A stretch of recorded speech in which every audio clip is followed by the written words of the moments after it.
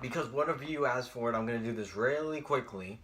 I don't know why any of you would want to watch this, but there's one person out there who wanted it.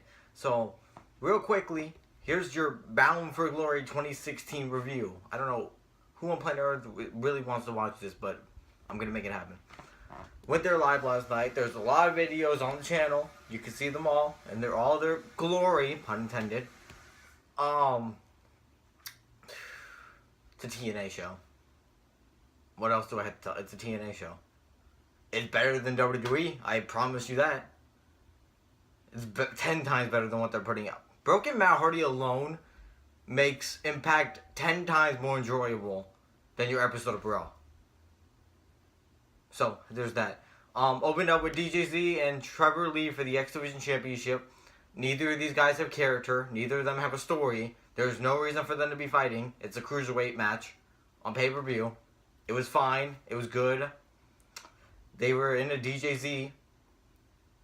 Once again, there's no reason for them to be fighting. DJZ won because he's the better cruiserweight. I will say, the advantage they do have over the cruiserweights, at least DJZ and Trevor Lee have different and defined looks. Meanwhile, in the cruiserweight division, it's just a bunch of guys who look plain and generic and a bunch of guys in mask. So there's that. Second matchup, I can't even remember, so let me think. Bound for Gold match, that's what it was. The Bound for Gold match. I don't have time to remember who was in this match. If I had to guess, it was the two Tribunal members, Mahabale Shah, Grado, Eli Drake, Robbie E, Jesse Goddard, a couple other jobbers. There you go. Eli Drake won. He was supposed to be the winner. He should have been the winner. Thank God he won. He got a face reaction, though. So, I don't know if he's a face or a heel anymore. Because they were cheering for him and they were chanting, "Dummy, yeah!" And I don't know anymore. I guess it's a good thing that we call it Dummy now. Third match. I don't even remember. God, I just went to this live last night. You'd think I remember this. Let me sit here and think about this for a moment. Then I'll get back to you. No, Aaron Rex and Eddie Edwards was the fourth match. Oh, it was Mike Bennett and Moose. Hey, look at that. The more I remember. Moose had the special entrance where, like, his former football team came out and they, like, guided him to the ring with the little football call thing. It was nice. Nice touch. Moose won this match. And it was the Miracle's best match, but still the Miracle's, like, no character. No purpose. He's the Miracle. It's just a gimmick. He's not actually a miracle. If he was a miracle, he'd be, like, a bright, shining light circling around the ring, making people, like, Mandrews actually win matches. Anyways, he lost to Moose because he never wins anything. So, there's that. They're building Moose up, probably to the world title, but we'll see where that goes. Fourth match, Aaron Rex, Eddie Edwards. It was supposed to be Drew Galloway, but Drew Galloway cut himself, so he couldn't compete. It was fine for a match. Let me tell you one thing. Here's my rant against all this right now. This new title, this grand championship. Can we please stop? Can we please? Cruiserweight Classic is doing it. New Japan Pro Wrestling thinks they can do it. Ring of Honor does it. Look, I'm going to say it once, I'll say it again. Wrestling is not an actual sport. Not on TV wise. If you want an actual sport wrestling, go to your local school and watch it. Right here, in the TV world, where Matt Hardy is shooting people with fireworks, I shouldn't have to be told that wrestling is a real sport. So when you give it rounds, and you make the contested under MMA rules, and you have judges out there with point systems, okay, first of all, nobody gives a fuck about the point system. Nobody gives a shit because no wrestling fan is capable of understanding that. Number two, the judges, we don't even know. We don't even know who the judges are. There's just 3 people. I have no idea who any of them are. Third problem, these 5-minute rounds, and they make them go the whole way. So this match went 15 minutes. It was unnecessarily long. It didn't need to go that long. It could have been shorter than that. It could have been done faster. Aaron Rex could have won faster. But no, you had to make it go to the time limit draw because you need him to win one round. You need Eddie Edwards to win another round. And then you need to do this bullshit tie bullshit. There's no reason for it. You always know it's going to end up like that every single time, so what's the point of fucking doing it? So can we please get rid of this dumb bullshit system? Can we please just make the Impact Grand title a King of the Mountain title? I don't give a shit anymore, because this new wrestling format sucks. It's trash. It's absolutely terrible. Gail Kim then got inducted into the Hall of Fame. And Taryn Terrell, Awesome Kong, and Christy Hemme came back because they're the best knockouts of all time. Excluding the beautiful people, I guess. They're the most popular knockouts of all time. They all talked about how great Gail Kim was for 30 minutes. It was amazing.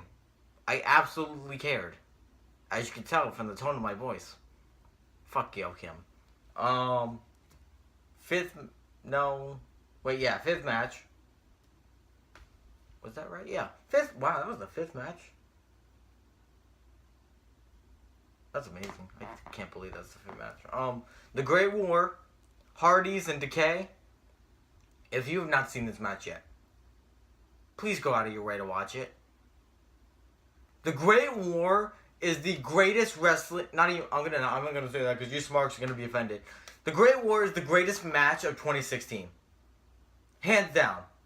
Absolute best match. There's no debate behind it. There's absolutely no debate. If you say I'm wrong, you're wrong. The Great War was amazing. It was exactly what it needed to be. I'm not going to spoil much if you haven't watched it yet, but it's a spectacle. It's amazing. They fought all over the place. They fought in places you wouldn't expect them to fight. It was a legit serious feud with an actual purpose and story. Matt Hardy's character, Jeff Hardy's brother Nero character, Broken Rebby versus Decay. They're all crazy psychos fighting each other. It's amazing. They all play their characters well. They all play it good. They all get the reactions they're supposed to get. And it was amazing. There's a spectacle to behold. If you haven't seen it yet, please go watch it. If you're lucky, in a couple minutes here, we may shoot a reaction video for that. If not today, it will be tomorrow or blah, blah, blah. Because I know I already saw it, but Broken King didn't see it. And the homeless man who lives across the street from me didn't see it. So, we're going to bring them over and they're going to react to it. And you all can laugh at them reacting to it instead of me. Because I already saw it all in all of its glory. I didn't think it'd be that good, but they proved me wrong. God forbid they proved me wrong. It was great. It was amazing. Best match of 2016 by far. I'm going to remember it for centuries to come. You're not going to make me forget this match. I'm never going to forget it because it is truly in a place in my heart.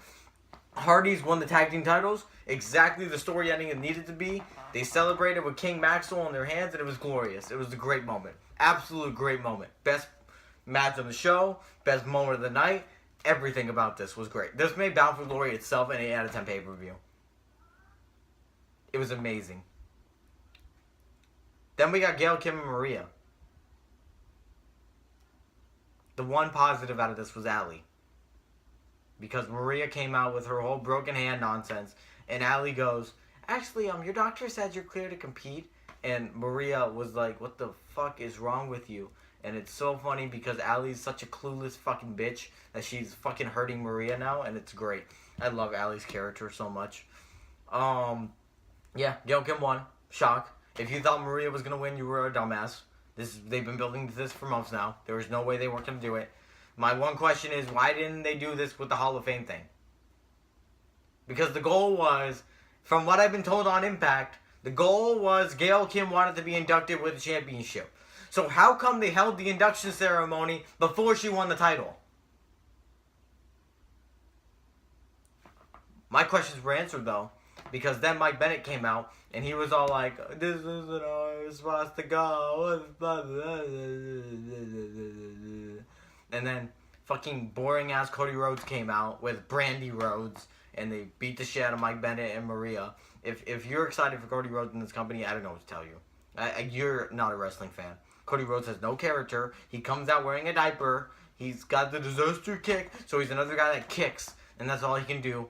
He's not a good wrestler. He's not appealing. He looks like an underwear model. Please stop cheering for Cody Rhodes. Please. He's terrible. He's absolute trash. I hope he is only staying for this Mike Maria feud so he can get the fuck out of my company and he can go fucking battle all over the world in the Indies and Ring of Honor and PWG and Underwear Pro Wrestling. I don't give a shit. Go away. Please go away. You're absolutely useless. Main event. Lashley EC3. It was a good match. I don't care what people say online. There were some people online saying this was disappointing. I don't know what the fuck match they were watching. EC3 didn't win the title, which is good, because Lashley's the best champion, not only in TNA, but like the best champion like of all time right now, because he plays this character well, that he gives no fucks. He's a big guy, he's got muscle, he looks like a legit dominant champion, and that's exactly what he does. You wouldn't see a guy like Lashley walking down your street. No, he's one of a kind, he's big, he's tough, he's a good wrestler. His mic skills are but his mic skills don't need to be all that because he's Lashley. He doesn't give a fuck what he does. Amazing. Amazing character. Good match. I'm glad Lashley retained the belt because EC3 winning the belt would have just put the company in the same position it was like 2 years ago. Amazing. Amazing show. Top to bottom. It was great. Best pay-per-view of the year. By far.